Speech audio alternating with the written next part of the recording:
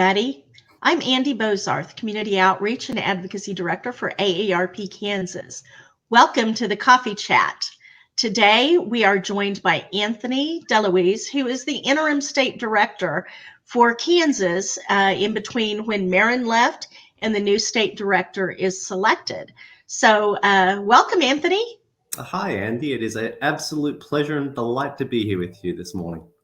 Well, we're really glad that you took time out of your busy schedule to join us on the Coffee Chat.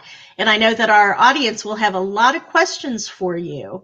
And I'm going to start with one that's fairly obvious just from hearing you speak. You are not from Kansas originally, are you? No, you picked up on that pretty quickly. No, I was originally born and raised in Melbourne, Australia. And I came over to the United States when I was about 18 years old. I came over to attend college and actually attended college at Middle Tennessee State University, just outside of Nashville, Tennessee. My wife is from Northeast Tennessee, so I spend a lot of time in the volunteer state. So yeah, been here for 25 plus years now. Oh, wow. That's a long time.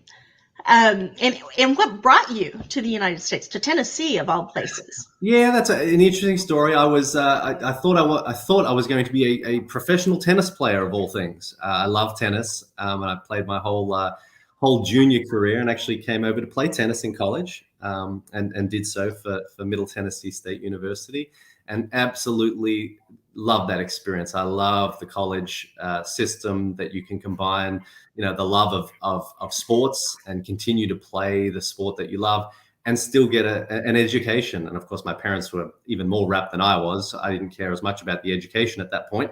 It was a good thing that I got that because the tennis went away. And yes, I had the rest of my life to lean on the education.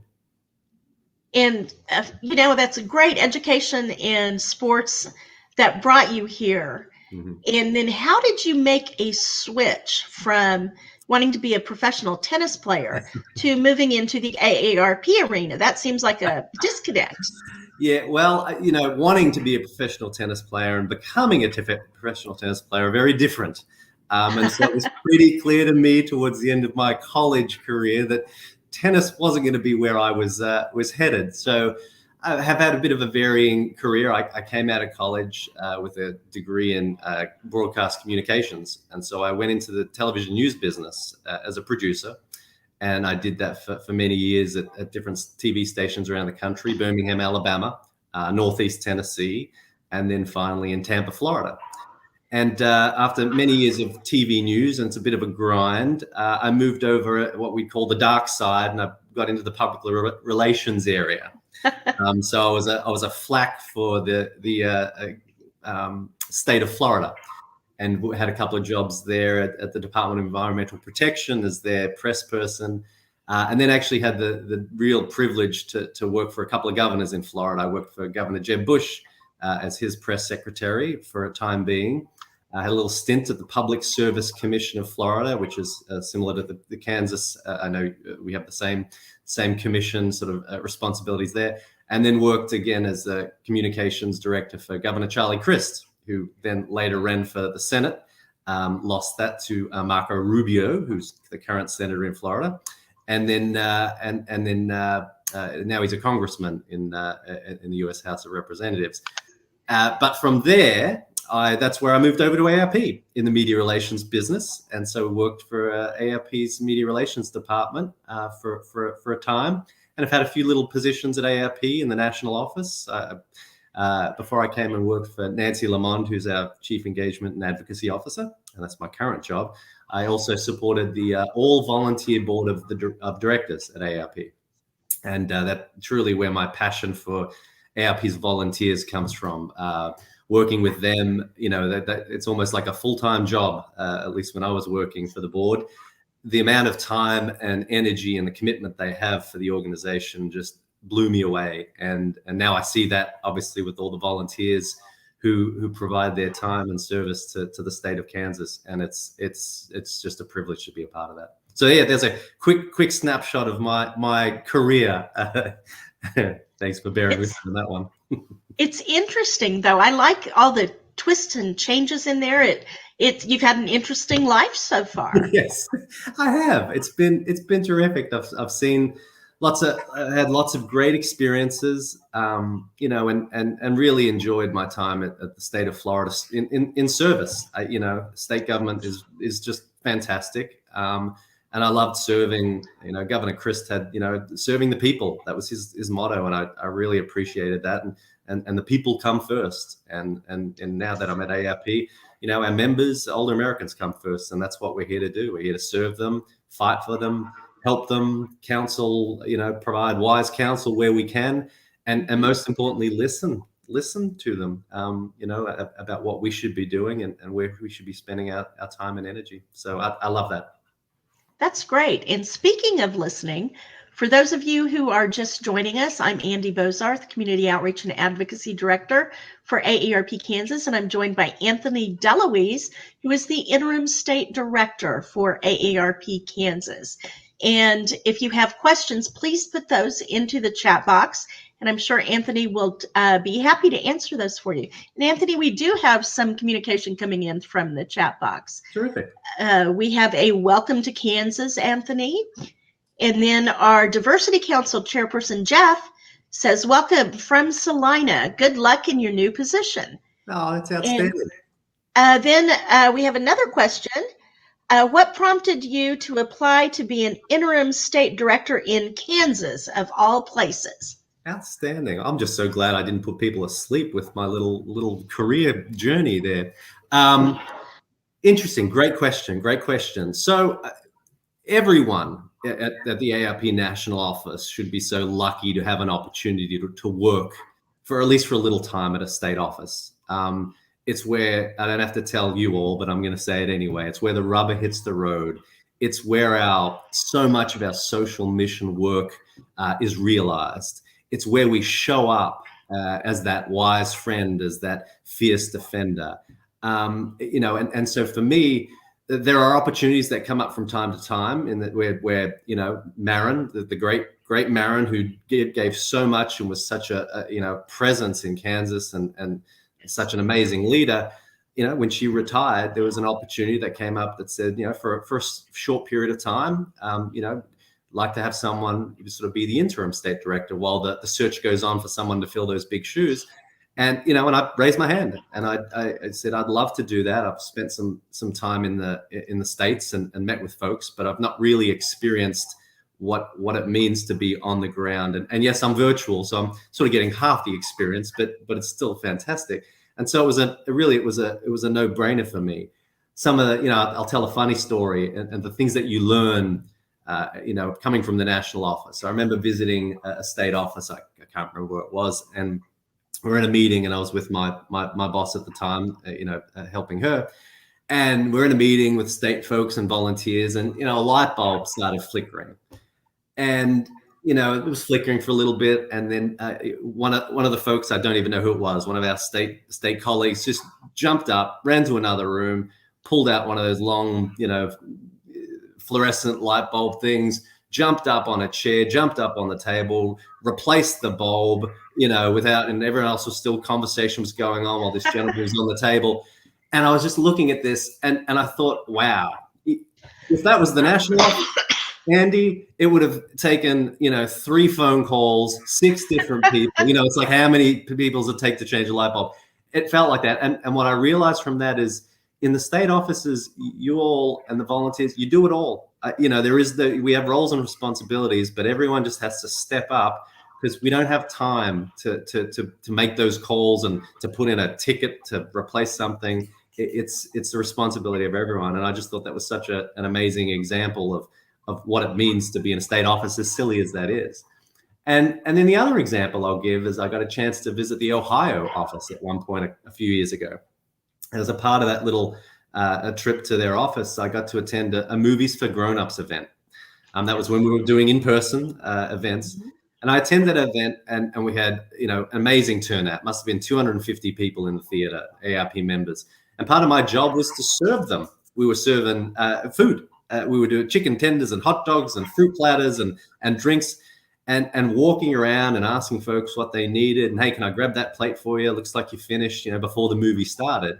and to watch the delight of our members who felt special, watching a free movie and being served was just everything for me. And it just gave me so much energy, and to know that AARP can delight, members and non-members. I think it was open to everybody. Again, I took that memory back to the national office, and anytime I started getting upset as to why no one could change the light bulb, because we had to go through a process, I thought, this is what it's all about. So just a couple of examples as to why it was a no-brainer for me to raise my hand and say, at least for a short time, can I bother the poor state office, you and the rest of the crew in the office, and serve in this role. Well, we are delighted that you are here, and you bring a whole different perspective, because at the state level, we're known for getting it done. And you bring in that organizational piece that will actually expand what we do in our knowledge base, and we really appreciate that. We talked a little bit about the fact this is an interim position, which means it's short term. Yep. And why does AARP offer short interim positions to people? So I think, and again, let me just say, wow, Maren, I mean, the shoes that she left to fill, remarkable. She delivered so much. She was such a force in Kansas. Look, the interim position, my responsibility for this short period of time is to make sure you, Andy, and the rest of the team have all the support you need to maintain the momentum that the path that Maren had you on. That's the job. It's just a short period of time.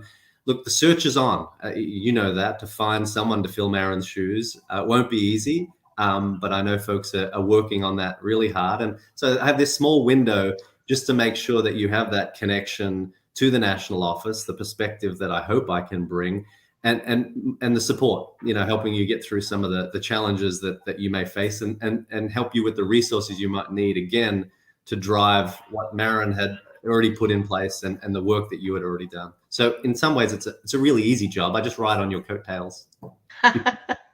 Well, we appreciate you very much, and you've already brought a sense of leadership to the position and to Kansas, so we appreciate you. We do have some more comments in the chat box. We have a guest from Gladstone, Missouri, and Marty puts in here that we will miss Maren Turner in a big heart, and so we appreciate your leadership in her absence. And one of the things you mentioned earlier was in-person activities. And AARP is not doing in-person activities right now, but do you have any insights on when and what will be happening with that? Yeah, I know everyone who's watching this right now is probably incredibly interested, far more interested in, my backstory. About where we are with sort of getting back to normal in terms of sort of in-person events and other operations. And I'll tell you, the short version is we're not there yet. We as an organization, we're approaching these decisions with a real sense of caution, a safety first mindset. And we've done that throughout the pandemic. Of course, with the Delta variant sort of spiking cases across the country, there are a lot of serious health and safety concerns about restarting in-person events. We know the situation is really fluid.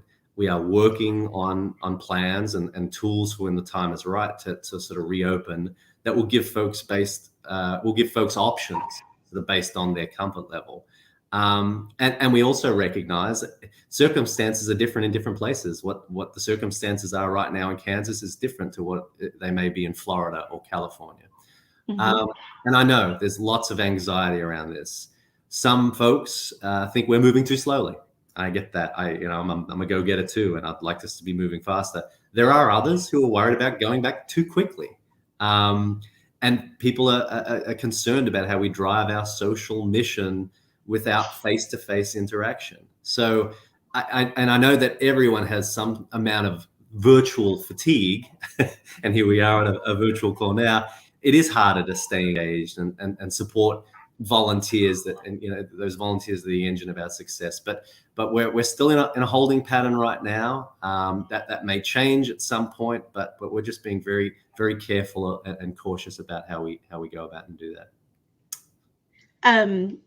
That is good insights as far as when we will return to in-person events. And I know we have a lot of volunteers who are very anxious to get back together, and a lot of volunteers who are a little bit more on the cautious side. Yep. We have another comment in the chat box, and that is welcome to Kansas.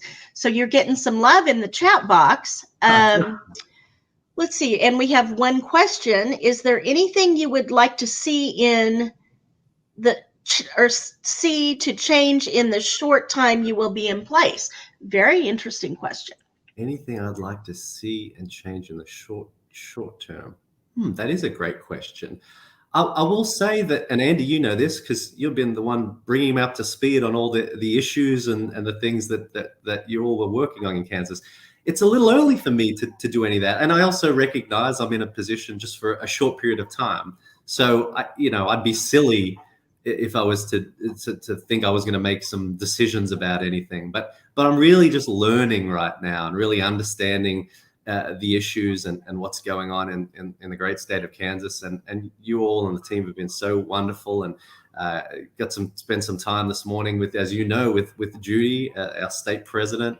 And she's offering me already some wise counsel on things and how to approach some certain things. So I'm really in that learning and listening mode right now. And so, no, I don't see anything in the short term that any decisions I'll be making. Again, my role is to make sure you continue to have the support you need to drive the momentum that the great Marin put in place and the great work you've already done. Yes, and Judy is a great state president, so she will be a wonderful partner to you during this period of time. Yes, I appreciate that. Now, do you have anything that you'd like to add to say to any of our volunteers or our audience? We're kind of running out of time. Yeah. Go ahead. I do have one more question for you before we get to that.